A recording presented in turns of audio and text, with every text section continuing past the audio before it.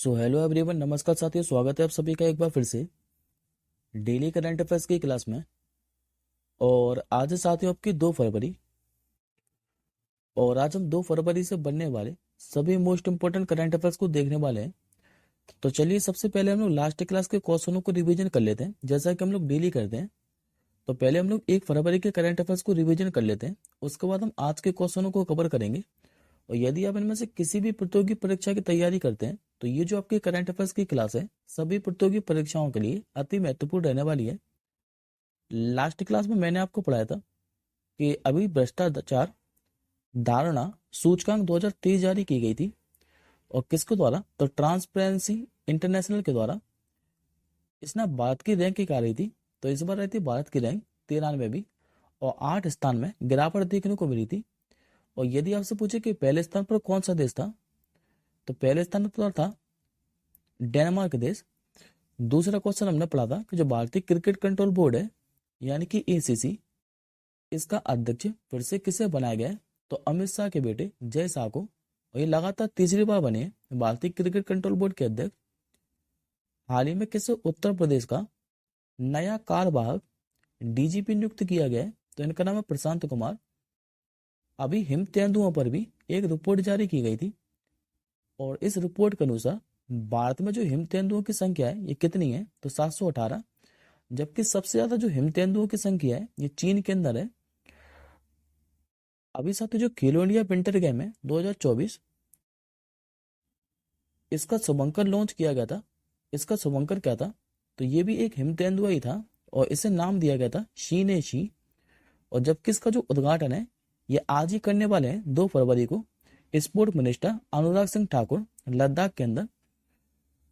हाल ही में जो आईएमएफ है यानी कि इंटरनेशनल मॉनेटरी फंड, इसने चालू वित्त वर्ष 2024 के लिए भारत की जो जीडीपी विकास दर का अनुमान है ये कितना लगाया था? तो 6.7%। जबकि 2025-26 के लिए भारत की जो जीडीपी विकास दर का अनुमान है ये कितना बताया? तो 6.5%। अभी जो गणतंत्र दिवस परेड है 2024, इसमें किस मंत्रालय की झांकी को सर्वश्रेष्ठ झांकी का अवार्ड मिला था? तो संस्कृति मंत्रालय के। हाल ही में रिदन सागवान और उज्जवल मलिक की भारतीय जोड़ी ने इंटरनेशनल शूटिंग स्पोर्ट फेडरेशन में कौन सा पदक जीता है? तो इस साथी 2024 का पहला पदक है और ये जीता है इन्होंने गोल्ड मेडल। हाल ही में प्रधानमंत्री मोदी जी के द्वारा परीक्षा पर चर्चा का कौन सा संस्करण आयोजित किया गया है? तो इस बार 7वां संस्करण। जबकि पहली बार कब आयोजित किया गया था पहला संस्करण? तो 2018 के अंदर। हर साल शहीद दिवस किस तारीख को मनाया जाता है? तो ये मनाया था आपका 30 जनवरी को। और लास्ट क्वेश्चन हमने पढ़ा था कि जो चंडीगढ़ विश्वविद्यालय है इसके जो कुलपति हैं सतनाम सिंह सिंधु, इनको किस सदन के लिए मनोनीत किया है राष्ट्रपति ने? तो राज्यसभा के लिए। अब आज का पहला प्रश्न देखिए। आज का आपका पहला प्रश्न ही मोस्ट इंपोर्टेंट रहने वाला है, आपको डेफिनेटली एग्जाम में देखने को मिलेगा। हाल ही में साथ ही 2 फरवरी को अभी जो 37वां अंतर्राष्ट्रीय सूरज कुंड हस्तशिल्प मेला है, इसका उद्घाटन कहां पर हुआ है? तो ये हुआ है साथियों हरियाणा के फरीदाबाद के अंदर। आंसर हो जाएगा आपका ऑप्शन नंबर सी। अब इस मेले के बारे में आगे डिस्कस कर लेते हैं क्योंकि ये काफी ज्यादा इंपॉर्टेंट फेस्टिवल है। तो देखिए साथियों, मैं पहले आपको बता दूं कि इस बार जो सूरज कुंड मेला है ये 2 फरवरी को इसका उद्घाटन हुआ है। जबकि ये कब तक आयोजित किया जाएगा? तो 18 फरवरी तक। इसका जो उद्घाटन है ये राष्ट्रपति द्रौपदी मुर्मू जी करेंगी 2 फरवरी को। और इस बार दूसरी बार जो थीम स्टेट चुना गया है ये गुजरात को चुना गया है। पहली बार कब चुना गया था? तो 1997 के अंदर। इस बार मेले के पार्टनर कंट्री के रूप में किसे चुना गया है? तो तंजानिया को। कल्चरल थीम स्टेट के बारे में बात करें तो पूर्वोत्तर भारत के जो 8 राज्य हैं असम, अरुणाचल प्रदेश, मणिपुर, मेघालय, मिजोरम, नागालैंड, त्रिपुरा और सिक्किम, इनको शामिल किया गया है। अब सूरजकुंड मेले के इतिहास के बारे में थोड़ा डिस्कस कर लेते हैं। तो साथियों जो हरियाणा पर्यटन विभाग है इसकी ओर से पहली बार जो सूरजकुंड मेला है ये 1987 में शुरू किया गया था। जबकि इसमें कंट्री थीम की जो शुरुआत है ये 2009 में हुई थी। और जो साथियों जो सूरजकुंड मेला है इसमें सबसे पहले जो पार्टनर कंट्री बना था ये इजिप्ट बना था 23वीं सूरजकुंड मेले के अंदर। जबकि 1989 में पहली बार जो राजस्थान है इसको थीम स्टेट के रूप में चुना गया था। आई होप साथियों ये फेस्टिवल आपको क्लियर होगा। हम लोग अगले क्वेश्चन को बढ़ते हैं। निम्नलिखित में से कौन अभी झारखंड के नए मुख्यमंत्री बने हैं? तो ये भी साथियों आपका काफी ज्यादा इंपॉर्टेंट प्रश्न है, क्योंकि इससे पहले जो झारखंड के मुख्यमंत्री थे हेमंत सोरेन, इन्होंने अपने पद से इस्तीफा दे दिया राज्यपाल सीपी राधाकृष्णन को। और इसके बाद अब झारखंड के जो नए मुख्यमंत्री बन चुके हैं ये बन गए आपके चंपई सोरेन। तो करेक्ट आंसर हो जाएगा आपका ऑप्शन नंबर बी।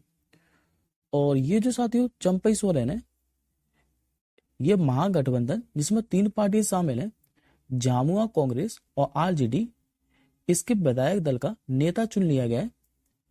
और जो चंपई सोरेन है ये झारखंड में मुक्ति मोर्चा के उपाध्यक्ष भी हैं, जबकि किस विधायक से, तो ये साथियों रायकेला सीट से विधायक है। अब बात करते हैं आपके झारखंड के बारे में। तो ये रहा साथियों आपका मैप में झारखंड। झारखंड की जो सीमा है ये आपकी 5 राज्यों से लगती है। पहली तो आपकी लगती है बिहार से, दूसरी लगती है उत्तर प्रदेश राज्य से, तीसरी आपको देखने को मिलेगी छत्तीसगढ़ से, चौथी लगती है साथियों इसके पश्चिम बंगाल से, और पांचवी लगती है ओडिशा राज्य से। और झारखंड की जो स्थापना है ये 15 नवंबर 2000 को हुई थी बिहार से अलग होकर। मुख्यमंत्री की बात करें तो ये नए बन गए चंपई सोरेन। राज्यपाल है यहाँ के आपके सीपी राधाकृष्णन।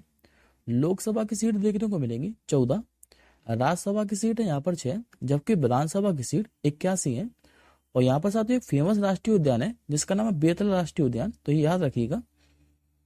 अब एक बार बाकी के नाम और देख लीजिए, जैसे कि साथ जो विष्णुदेव साय है, इनको भी छत्तीसगढ़ का नया मुख्यमंत्री बनाया गया था। रेवंत रेड्डी साहब को तेलंगाना का नया मुख्यमंत्री बनाया गया था। मोहन यादव को अभी मध्य प्रदेश का नया मुख्यमंत्री बनाया गया था। जबकि साथ जो राजस्थान है इसका भी जो भजन लाल शर्मा है, इनको नया मुख्यमंत्री बनाया गया था। तो ये रिलेट कर याद रखिएगा। अगला क्वेश्चन देखिए। हाल ही में साथियों एक पुस्तक लॉन्च की गई है और इस पुस्तक का क्या नाम है?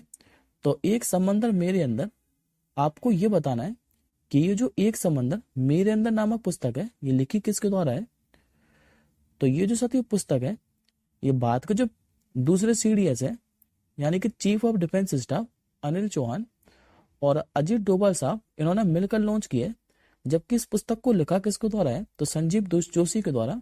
तो आपका करेक्ट आंसर क्या हो जाएगा? Option number B. और जो नाम लिखा था साथियों ऑप्शन नंबर ए में, मनोज मुकुंद नरवाने, इनके द्वारा भी एक पुस्तक अभी लॉन्च की गई थी रिसेंटली, जो कि इनके द्वारा लिखी गई है। इस पुस्तक का क्या नाम है? तो 4 स्टार ऑफ डेस्टिनी, जो कि हम लोगों ने अभी पढ़ी थी जनवरी 2024 के अंदर ही। अगला क्वेश्चन देखिए। हाल ही में जो गेल है, यानी कि gas authority of India limited, इसने किस देश के साथ अभी 10 साल के लिए एलएनजी खरीदने के लिए एक एग्रीमेंट किया है? ये एग्रीमेंट किया साथ ही यूएई के साथ। तो करेक्ट आंसर होगा आपको ऑप्शन नंबर ए, यानी कि यूनाइटेड अरब अमीरात। देखिए साथ जो गेल है, जो कि भारत की 13 महारत्न कंपनियों में से एक है, तो इसने जो संयुक्त अरब अमीरात है इसकी एक कंपनी है जिसका नाम है एडनोक। एडनोक का फुल फॉर्म क्या है? तो Abu Dhabi national oil company. इसके साथ 10 वर्षों के लिए एलएनजी खरीदने के लिए एग्रीमेंट किया है। और बात करें अब लिक्विड नेचुरल गैस के बारे में, यानी कि एलएनजी के बारे में, तो जो एलएनजी है ये प्राकृतिक गैस को 161 डिग्री सेल्सियस, अगर फ़ारेनहाइट में बात करें तो -259 फ़ारेनहाइट तक ठंडा करके तरल अवस्था में परिवर्तित करके बनाया जाता है। और एलएनजी में कोयले की जो तुलना है ये 40% कम कार्बन डाइऑक्साइड उत्सर्जन करता है। जबकि एलएनजी में जो मीथेन का प्रयोग किया जाता है ये लगभग साथियों 85 से लेकर 95% तक किया जाता है। अब बात करते हैं आपके गेल के बारे में, जो कि 13 महारत्न कंपनियों में से एक है। तो इसकी स्थापना हुई थी 1984 को। मुख्यालय इसको देखने का मिलेगा नई दिल्ली के अंदर। और इसके वर्तमान में अध्यक्ष और एमडी कौन है? तो संदीप कुमार गुप्ता। अच्छा, 13वीं महारत्न कंपनी अभी कौन से बनी थी? तो ये बनी थी साथियों आपकी ऑयल इंडिया लिमिटेड। 12वीं कौन सी बनी थी? तो आरईसी लिमिटेड। और 11वीं आपकी बनी थी पावर फाइनेंस कॉर्पोरेशन लिमिटेड। तो ये भी आप लोग याद रखिएगा। नेक्स्ट क्वेश्चन देखिए। हाल ही में 3 फरवरी 2024 को भारतीय नौसेना किस नवीनतम सर्वेक्षण पोत को सेवा में शामिल करेगी? ये करने वाली साथियों आईएनएस संध्या को। करेक्ट आंसर हो जाएगा आपका ऑप्शन नंबर ए। अब बात करते साथियों आईएनएस संध्या के बारे में, तो पहले तो आप लोग ये याद रखेंगे कि जो भारतीय नौसेना है ये शनिवार को विशाखापट्टनम में इसे शामिल करेगी आईएनएस संध्या को। और इसे बनाया किसके द्वारा है? तो garden reach ship builder and engineer के द्वारा, जो कि कोलकाता के अंदर स्थित है। ये जो जहाज है ये रणनीतिक जलमार्गों में नौसेना के निगरानी तंत्र को मजबूती प्रदान करेगा। और कमीशनिंग समारोह की जो अध्यक्षता है ये रक्षा मंत्री राजनाथ सिंह करेंगे। अब संध्या के बारे में कुछ इंपॉर्टेंट बातें जान लेते हैं, जैसे कि ये 110 मीटर लंबा है और लगभग 3800 टन तक वजन उठाता है। और इसमें प्रभावशाली जो 80% सामग्री है ये स्वदेशी रूप से उपयोग की गई है इसे बनाने के अंदर। नेक्स्ट क्वेश्चन देखिए। अच्छा साथी, जो बाकी के नाम लिखे इसमें, जैसे कि गुलदार, कुंभीर और चीता, ये भी मैंने आपको जनवरी 2024 में पढ़ाए थे तीनों नाम। इन तीनों आईएनएस को अभी 40 वर्षों की सेवा के बाद सेवा मुक्त कर दिया है, तो तीनों याद रखिएगा। अब अगला प्रश्न देखिए। हाल ही में देश की सबसे बड़ी प्रदर्शनी जिसका नाम है भारत मोबिलिटी ग्लोबल एक्सपो 2024, ये किस शहर में आयोजित होने वाली है? तो ये आयोजित होने वाली है नई दिल्ली के भारत मंडपम के अंदर। करेक्ट आंसर हो जाएगा आपका ऑप्शन नंबर ए। और इसका साथ ही उद्देश्य क्या है? तो इसका जो उद्देश्य है ये मोबिलिटी के ग्लोबल हब के रूप में देश की बढ़ती भूमिका को दिखाना है।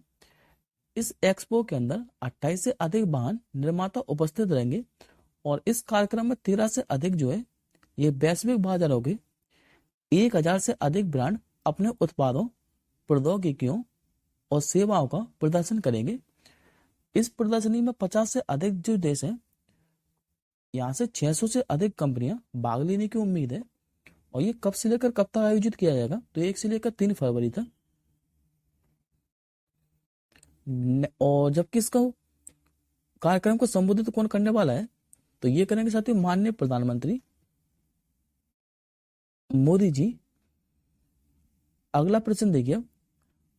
हाल ही में भारतीय जो तटरक्षक दिवस है यानी कि इंडियन कोस्ट गार्ड डे, ये प्रति वर्ष आपका किस तारीख को मनाया जाता है? ये दिवस मनाया जाता है प्रति वर्ष 1 फरवरी को। करेक्ट आंसर हो जाएगा आपका ऑप्शन नंबर ए।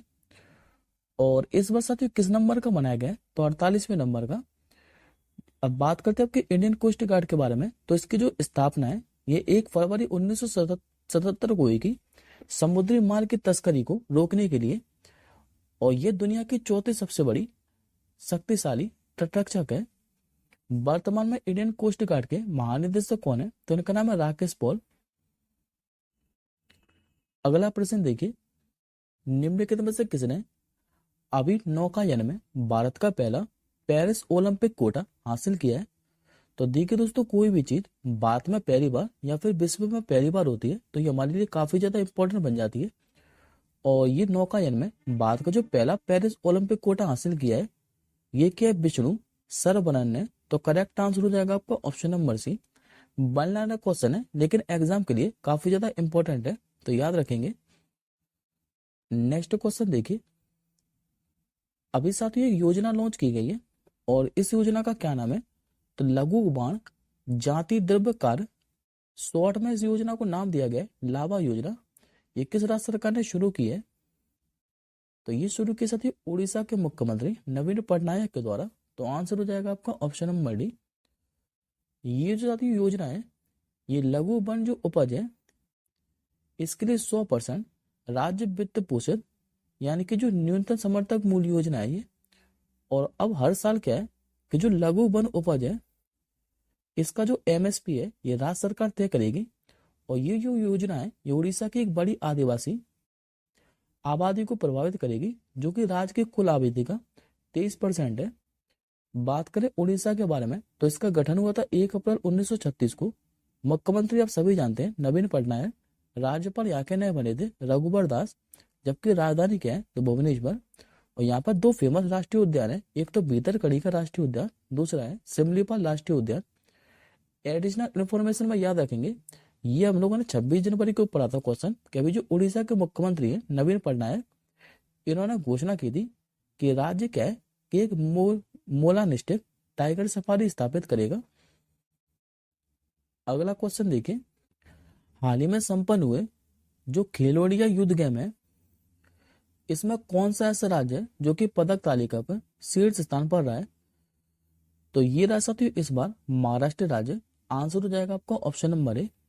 अब इस क्वेश्चन के बारे में भी आगे डिस्कस कर लेते हैं कि पहले स्थान पर कौन सा राज्य है, तो ये आपका महाराष्ट्र, दूसरे पर कौन है, तीसरे पर कौन है, या फिर ये जो गेम है ये आयोजित कहाँ पर किए गए थे।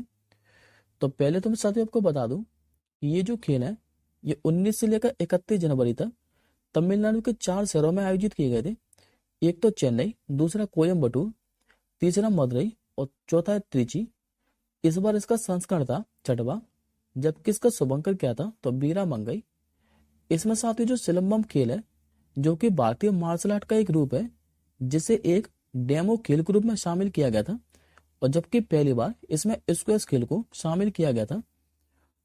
अब पदक तालिका में शीर्ष राज्यों के बारे में बात कर लेते हैं। तो पहले पर था साथियों इसमें महाराष्ट्र, जिसने टोटल 158 मेडल जीते हैं, और इन 158 मेडल में से 57 तो थे गोल्ड मेडल, 48 थे सिल्वर मेडल और 53 थे ब्रॉन्ज मेडल।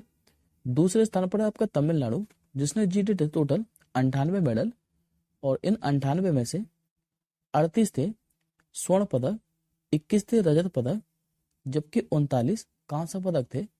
जबकि तीसरे स्थान पर था हरियाणा, जिसने टोटल 103 मेडल जीते हैं, और इन 103 मेडल में से 35 थे आपके गोल्ड मेडल, 22 थे रजत पदक और 46 थे आपके कांस्य पदक।